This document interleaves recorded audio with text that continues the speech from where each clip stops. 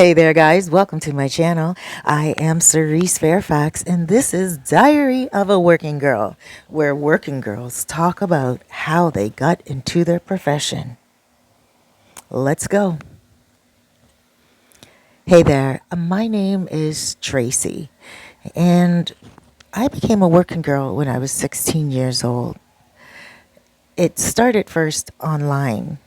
Do you remember MySpace? Yeah, that's where I started. But first, let me back up and explain what happened. My dad was a pastor, and everyone else thought he was perfect, including me.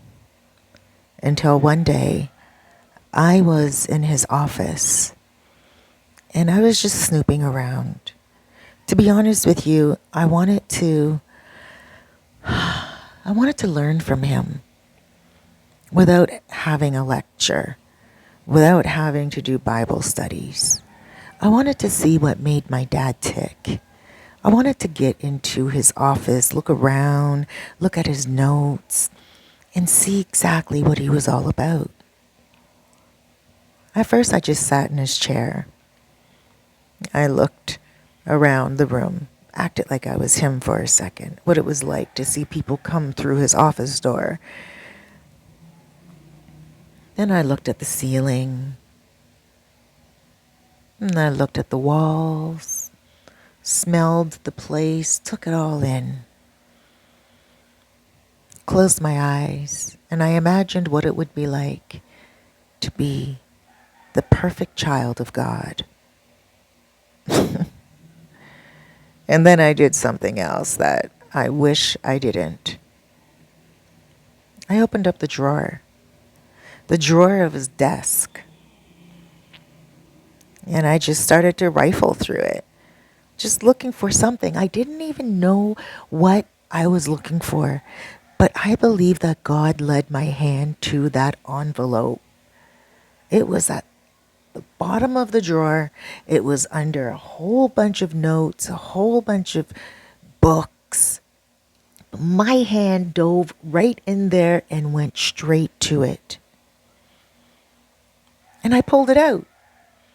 There were other envelopes, but I pulled out that one and opened it out of all the other envelopes. It was like God wanted me to see the truth. I opened up the envelope. And at first there was my dad in a photo. They were all photos. And my dad was in the photo. And then the next photo, there was a young guy. He looked to be about in his 20s. And then there was another young guy, all these young guys. They were smiling, they looked happy. And I was wondering, who are these young men? I've never seen any of them in the church. And then I got closer to the back of the pile. And those same young guys were in photos. But in these photos, they were strapped to some type of a stretcher. And it looked to be like in wilderness because there were a bunch of trees around. And my dad was like taking selfies.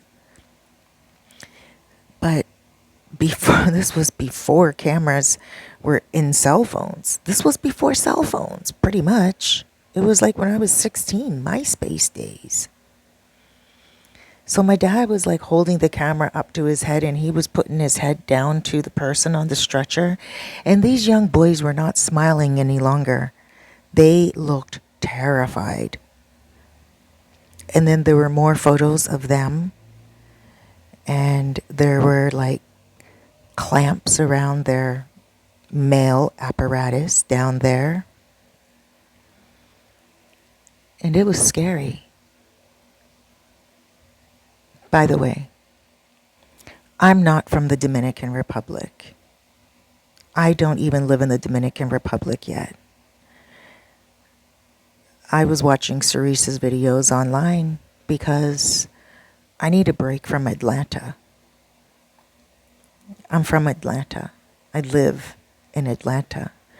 And I heard about a lot of men escaping this matrix and going to the Dominican Republic. So I started to do my own research and I found Cerise and then I found her story time and I was like, wow, these are so awesome to listen to when I'm trying to get off the streets and I'm in between my life. And then Diary of a Working Girl came out and I thought, this is a message from God too. This is my healing. I've kept this secret for so long. And I just feel so bad about it because my whole family is destroyed and I could have saved them. When I found these photos, I saw a different side of my dad. I no longer saw the child of God. I saw the seed of demons. I couldn't look my father in the eye any longer. After I went through all those photos, I went through them again and again. And then I started to match up the photos. The one guy with the blue jacket, I matched him up with the guy on the stretcher or whatever it was. A makeshift bed in the forest. And I started to match these photos up and I was wondering, what is my dad doing to these young boys? And I couldn't handle it any longer. The confusion was just too much and I shoved them all in an envelope, back in the envelope, and I left my dad's office. And I just went back on MySpace to try to distract myself. And it was that day that a guy asked me to meet up with him. And the same guy was asking me to meet up with him for a very long time. He would always call me his beautiful biracial. My dad is black and my mom is white. Not that it matters, but this guy he was asking me over and over again. He was my dad's age, actually, and he was a music artist, and he liked my singing. And he wanted me to meet him in the studio, and he told me that he wanted to do these beautiful things to me, take care of me, and treat me like a lady. I was 16. I didn't even know what a lady was, to be honest with you. But I went and I met up with him that day. And we ended up doing substances. And I became a junkie. That day, I couldn't get off my mind all those photos.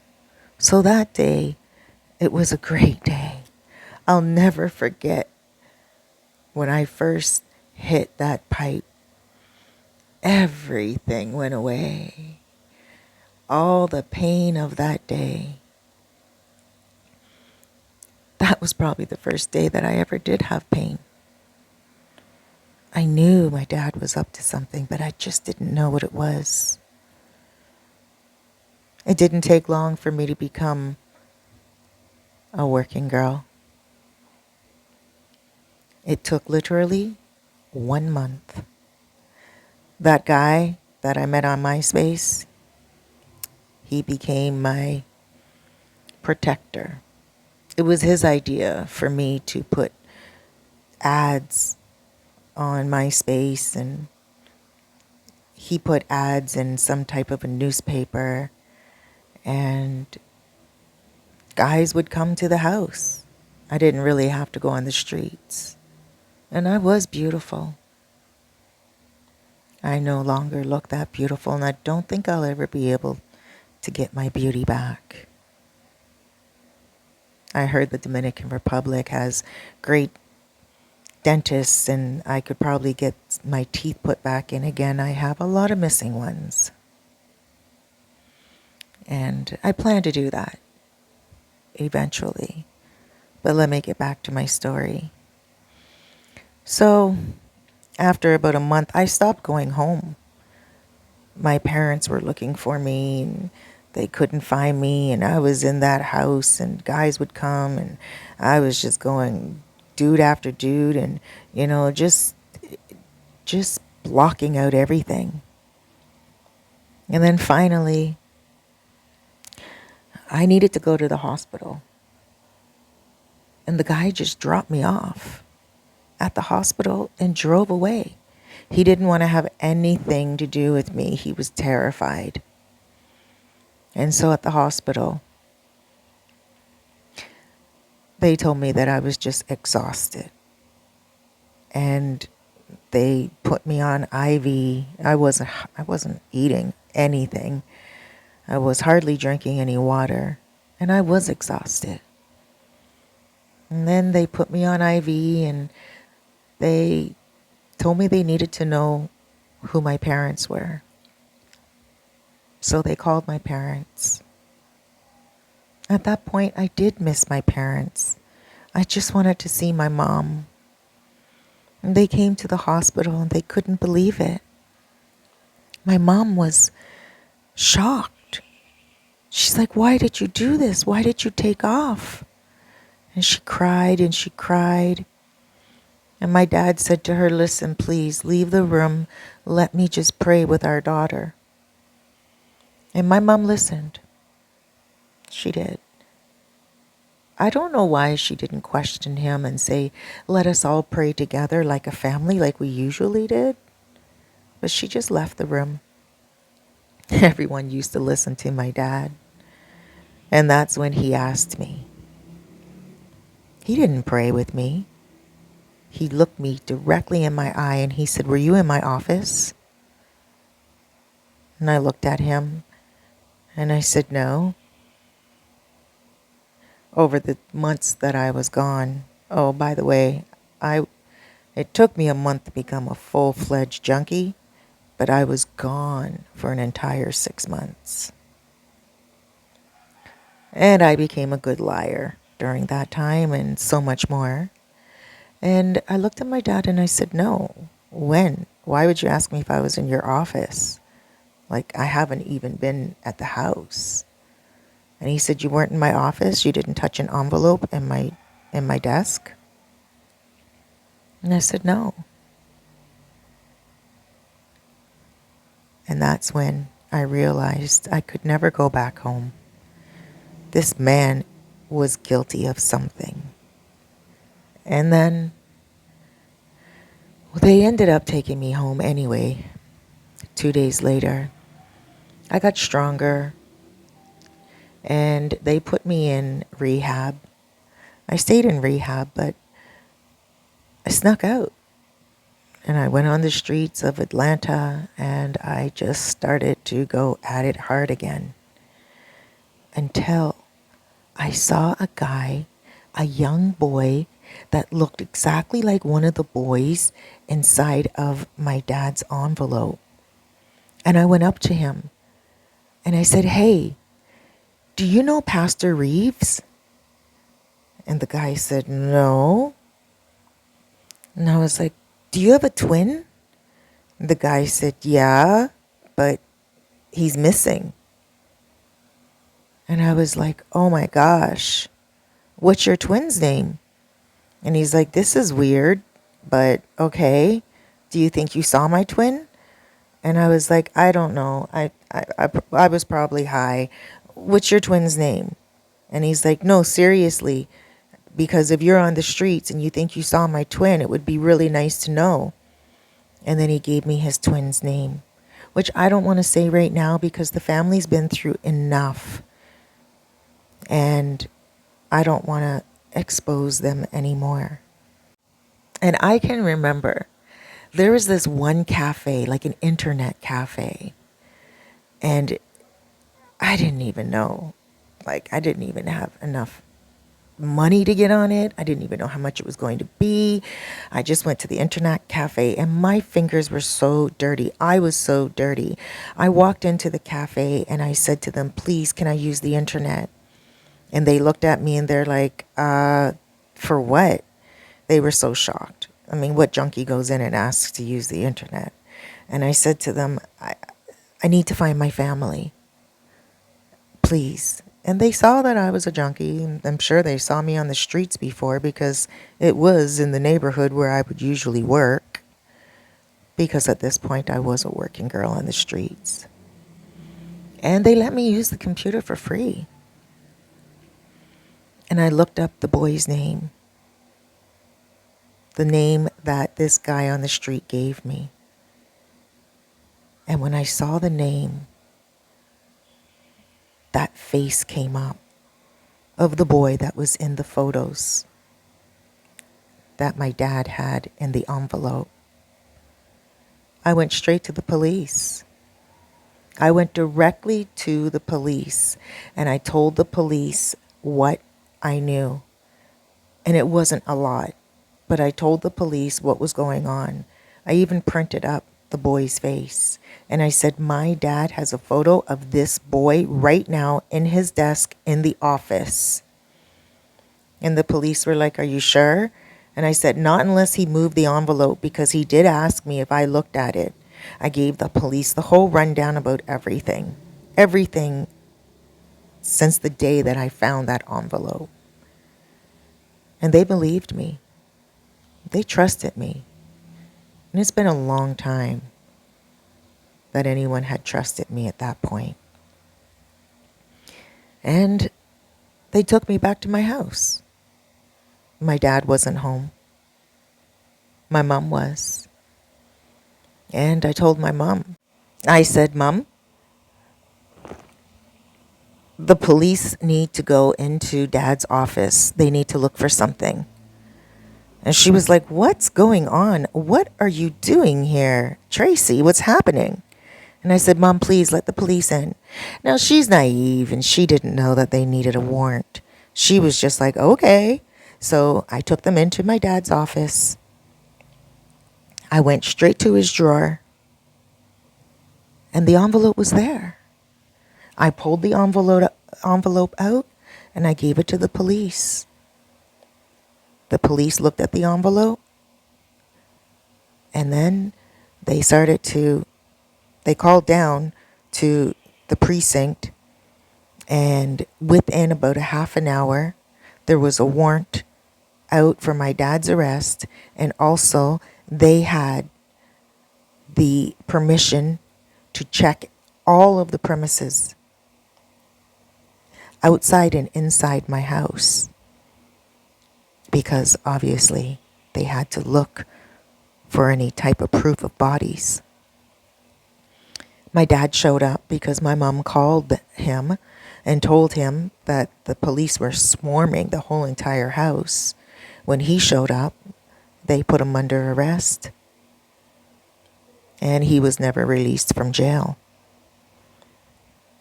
My mom stopped talking to me. She told me that I set her up. Could you believe that? Instead of thanking me and saying that I saved the family, she told me that I ruined the family and that I could have went home and dealt with it with God. She said to me these exact words: you could have came back home, Tracy, sat down with your dad, and we could have prayed about this as a family. Can you believe that? The boys were never found. They were never found. My dad never admitted where that forest was, where all those trees were. He never admitted anything. But every single photo of those boys had a name on the back of the photos, and every single one of those boys were missing.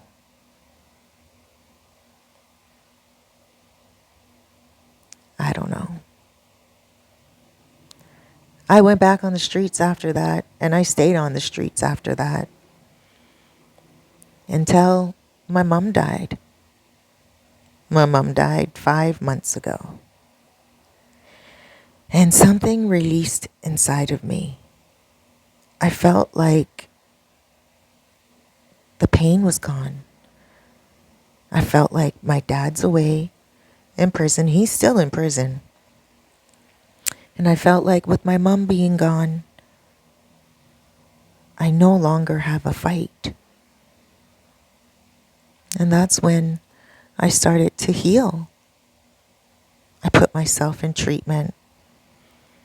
And that's when I found out about the Dominican Republic, and more specifically, Sosua. I contacted Cerise and I said, I have a story. And this is my diary. And I told her that there are many people all around the world, not just Sosua, where there's working girls. I hope my story is the first one of International Diary of a Working Girl. Hey guys, that's a heavy one. That's heavy. I've never been to Atlanta myself, but I know a lot of guys that come here from Atlanta. And it would be really interesting to know if any of you guys heard about this story in Atlanta. She said it didn't make the papers. She said that it wasn't something that was big. But very interesting. If you heard about this story, please comment down below.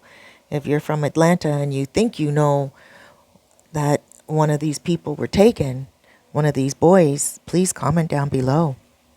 Let me know what you think. This is Diary of a Working Girl, international version. Have a wonderful day, guys. Huge hugs, loads of love, big blesses. Be good to yourself.